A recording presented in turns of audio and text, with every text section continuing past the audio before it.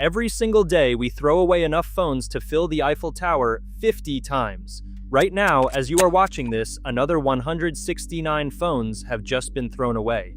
By the time I finish this sentence, nearly 2,000 phones are gone, and it will not stop. Every second, the pile gets bigger. Every minute, it is enough to fill an entire delivery truck. Every hour, we could stack them higher than the Empire State Building. But where do they all go? Most don't get recycled. They end up in massive electronic waste dumps, oceans of plastic and toxic metals poisoning the ground people live on. This is only the beginning of what you're about to see, because the real story behind these numbers is worse than you think. That's 10,140 phones every single minute, over 600,000 every hour, and by the end of this year, 5.3 billion phones will be gone, most of them still working. Let that sink in for a moment. That phone in your hand right now, the one you upgraded from last year's model, it could be next. We tell ourselves we need the latest camera, the faster chip, the sleeker design. But the truth is, most of those old phones could have lasted years longer. Instead, they are buried under mountains of plastic, glass, and lithium, dumped in places you'll never see, but where people live, breathe, and raise their children. Those piles don't just disappear. They leak poisons into rivers, into the food chain, and eventually into us. The average smartphone is replaced after just 2 years, but it is built to last at least 5 years. Your battery contains cobalt, often mined by children as young as 7 in toxic pits in the Congo. It takes over 12,000 liters of water to make one phone, the same as 160 showers. A ton of old phones contains 30 times more gold than a ton of mined gold ore, yet most are burned or buried. In Ogbogbloshie, Ghana, life expectancy can be 20 years shorter because of constant toxic electronic waste smoke. Over 80% of our electronic waste is dumped in countries that cannot process it safely. Since you started watching this, over 80,000 phones have already been thrown away, enough to fill a skyscraper. By 2050, there could be more electronic waste on Earth than fish in the ocean. We are on the road to 1,000 subscribers, and every single one counts. If you'd like to be part of that journey, hit subscribe. But how did we get here? Why are billions of perfectly fine devices being trashed every single year? It comes down to two powerful forces: planned obsolescence and our obsession with upgrades. Let's be honest, the tech industry has turned upgrading into a ritual. Every year, without fail, there's the grand reveal. A new phone, a slightly better camera, maybe a little thinner, a new color, and we're told, almost hypnotically, that this is the one we need. Manufacturers design our devices with an invisible countdown timer. They know exactly how long your battery will hold a charge before you start noticing it drains too fast. They know how your storage will fill up just as the next model is released. And they know the psychological triggers that make you think, maybe it is time for an upgrade. But here's the part most of us do not want to admit. We play along. We line up outside stores. We trade in devices that still work perfectly fine because we want the latest thing in our hands. We tell ourselves it is for the better camera or more speed, but deep down it is about status, convenience, and the rush of having something new. Every time we do that, we feed the cycle.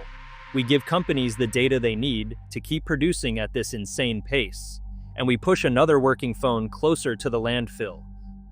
Let us be real for a second. You are probably watching this on a phone or a laptop right now.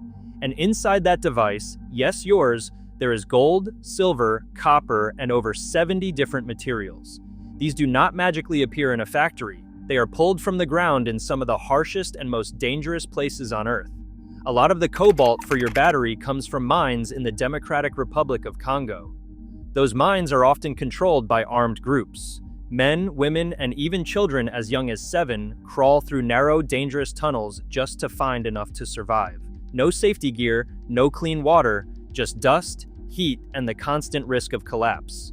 And it is not just about the people. Mining tears apart forests, poisons rivers, and leaves behind landscapes that will never fully recover. Communities lose their farmland, families lose their drinking water, wildlife disappears. Here is the part that should make us all uncomfortable. When you throw away your phone, almost none of those materials get reused. They do not re-enter the system, they are gone. So the next phone you buy means digging deeper, destroying more, and repeating the same cycle somewhere else. We like to think we are just upgrading, but in reality, we are part of a chain that starts with exploitation and ends with destruction. Every single one of us who buys, upgrades, or tosses away perfectly good devices is helping keep that chain alive. In Ghana, there is a place called Agbogbloshie.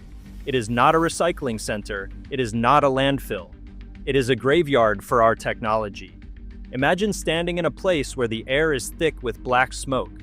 The ground is covered in broken screens, twisted wires, and shattered batteries. Mountains of discarded electronics pile higher than buildings. Here, the fires never stop. Day and night, workers burn cables to melt away the plastic just to get a few grams of copper. Every breath is filled with toxic fumes, lead, mercury, arsenic, chemicals that slowly poison their bodies. And the workers? Many are just boys and young men. Some have never even owned a phone themselves. They walk barefoot through sharp metal and glass, pulling out tiny scraps of metal for pennies, so the insides of old phones can be sold again somewhere else. Only 12% of all phones worldwide are properly recycled. The rest are buried, burned, or shipped to countries like Ghana, where they become someone else's problem and someone else's poison. Every day we keep upgrading, replacing, and tossing. That mountain of waste grows higher. So, can we fix this? Yes, but only if we stop pretending it is not our problem. First, keep your phone longer, not just 1 year or 2. If you take care of it, protect the screen, and replace the battery when needed, it can last 5 to 7 years. Every extra year you keep your phone is one less phone on that toxic mountain in Ghana. Second, if you do upgrade, do not throw it in a drawer. That old phone in your desk is worth something. Sell it, donate it, or recycle it through certified programs that actually recover the materials instead of dumping them in another country. And third, put pressure on the companies. Ask for phones built to last. Phones that can be repaired without special tools. Phones with replaceable batteries, because right now most manufacturers make it cheaper to buy a new phone than to fix your old one, and that's by design. You have more power than you think. Every choice you make, how long you keep your phone, how you dispose of it, and the companies you support adds up. You can't stop that mountain from growing overnight, but together we can slow it down. Since you started watching this video, more than 80,000 phones have already been thrown away. Perfectly good devices, some barely a year old, now lost in the rising tide of e-waste. Imagine standing at the base of a mountain made entirely of smartphones, still lit, buzzing, ringing. Each one holding precious metals ripped from the earth.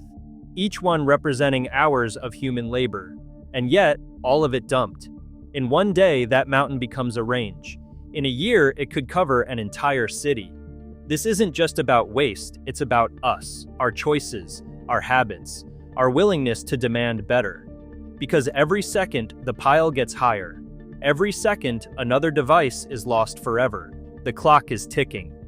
The question isn't if we can change it. The question is whether you will use your second to make a difference. You've just seen how much can be lost in a single second and how fast our world is changing. But every second is also a chance to make it better. If you learned something today, subscribe to Every Second. The more of us there are, the louder our voice becomes, and the more seconds we can save together. Your second starts now. What will you do with it? Thank you for watching. Spread the word to make more impact.